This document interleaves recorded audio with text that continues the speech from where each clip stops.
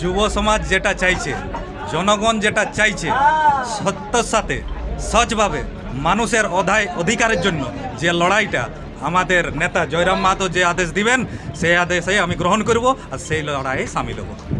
এই মুহূর্তে সব থেকে বড় খবর, জয়পুর বিধানসভার পরিচিত মুখ দিব্যজ্যোতি সিং দেও তৃণমূল কংগ্রেসের দল ত্যাগ করে জয়রাম মাহাতোর দলে যোগদান করতে চলেছেন। তৃণমূল ছেড়ে জয়রাম মাহাতোর শিবিরে দিব্যজ্যোতি সিংহ দেও বিধানসভা নির্বাচনের আগে বড়সড় ভাঙন শাসক শিবিরে। জয়পুর বিধানসভা এলাকায় তৃণমূল কংগ্রেসের অন্যতম পরিচিত মুখ তথা একনিষ্ঠ কর্মী দিব্যজ্যোতি সিংহ দেও এবার দল ছাড়ার সিদ্ধান্ত নিয়েছেন। শনিবার সকালেই তার জয়পুর কার্যালয়ে উপস্থিত হন JLKM সুপ্রিমো তথা ঝাড়খণ্ডের বিধায়ক জয়রাম মাহাতো। দুই নেতার মধ্যে দীর্ঘক্ষণ বৈঠক চলে এবং আজই আনুষ্ঠানিকভাবে দিব্যজ্যোতির JLKM এ যোগ দেওয়ার কথা। এলাকায় সমাজসেবী হিসেবে যথেষ্ট সুনাম রয়েছে দিব্যজ্যোতির। স্থানীয় সূত্রের খবর, তিনি এবার তৃণমূলের টিকিটের অন্যতম দাবিদার ছিলেন, কিন্তু দল অর্জুন মাহাতোকে প্রার্থী করায় তিনি ক্ষুব্ধ হন। দিব্যজ্যোতির অনুগামীদের দাবি, এলাকার মানুষের উন্নয়ন এবং অধিকার রক্ষার লড়াই চালিয়ে যেতেই তিনি দল বদল করে লড়াইয়ের ময়দানে নামার সিদ্ধান্ত নিয়েছেন। দিব্যজ্যোতি সিংহ দেও জয়রামের দলে যোগ দেওয়ায় জয়পুরে নির্বাচনী লড়াই এখন বেশ হাড্ডাহাড্ডি হতে চলেছে। তৃণমূল কংগ্রেস প্রার্থী করেছে অর্জুন মাহাতোকে, বিজেপি লড়াইয়ে নামিয়েছে কুর্মী নেতা অজিত মাহাতোর পুত্র বিশ্বজিৎ মাহাতোকে। এই কেন্দ্রটি ঐতিহাসিকভাবেই কংগ্রেসের শক্ত ঘাঁটি। JLKM থেকে দিব্যজ্যোতি সিংহ দেও প্রার্থী হলে এলাকা ভিত্তিক জনপ্রিয়তা ও ভূমিপুত্র আবেগকে কাজে লাগিয়ে তিনি কড়া টক্কর দিতে পারেন বলে মনে করছে রাজনৈতিক মহল। শনিবার সকালে জয়পুর কার্যালয়ে জয়রাম মাহাতোর আগমনকে কেন্দ্র করে রাজনৈতিক মহলে শোরগোল পড়ে গিয়েছে।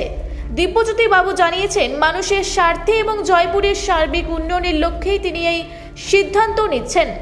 আজকের এই আনুষ্ঠানিক যোগদানের পর জয়পুরের ভোট ময়দানে যে এক নতুন মেরুকরণ তৈরি হতে চলেছে তা নিয়ে কোনো সন্দেহই নেই। যুব সমাজ যেটা চাইছে, জনগণ যেটা চাইছে, সত্যের সাথে সচভাবে মানুষের অধিকারের জন্য যে লড়াইটা আমাদের নেতা জয়রাম মাহাতো যে আদেশ দিবেন, সেই আদেশে আমি গ্রহণ করব আর সেই লড়াইয়ে সামিল হব।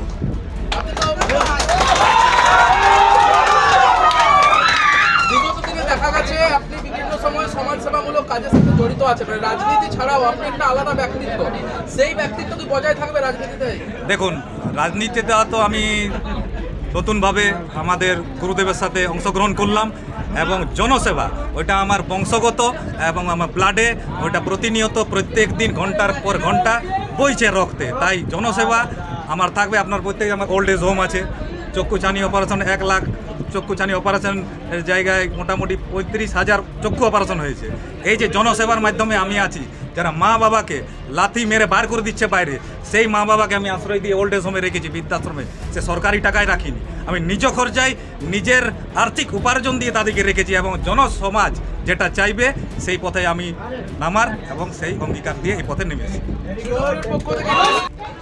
देखिए, जैसा हम लोग का झारखंड में चुनाव हम लोग लड़े मात्र 1.5 साल पहले और अच्छा परफॉर्मेंस था, और हम लोग मानते हैं कि ये जो जंगल महल का हिस्सा है, ये बेशक संवैधानिक रूप से पश्चिम बंगाल का हिस्सा है, लेकिन भावनात्मक रूप से आज भी ये झारखंड के लोगों के साथ इनका समन्वय है, संबंध है, वैचारिक रूप से, सांस्कृतिक रूप से, सामाजिक रूप से।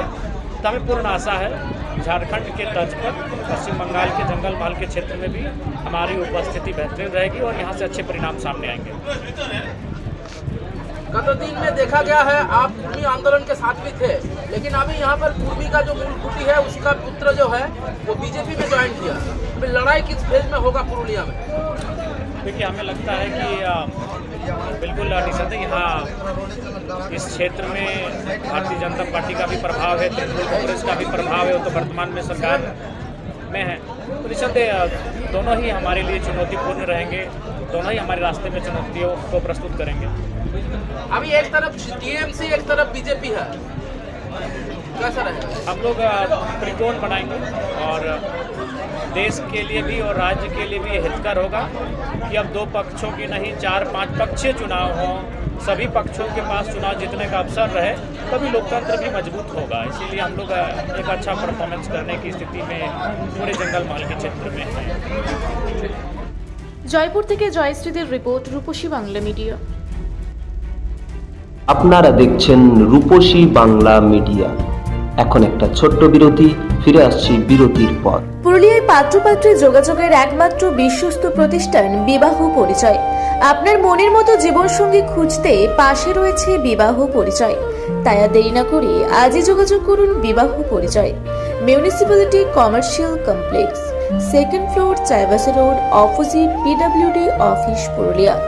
মোবাইল নম্বর 9232440272। ফিরে এলাম বিরতির পর। আপনারা দেখছেন রূপসী বাংলা মিডিয়া।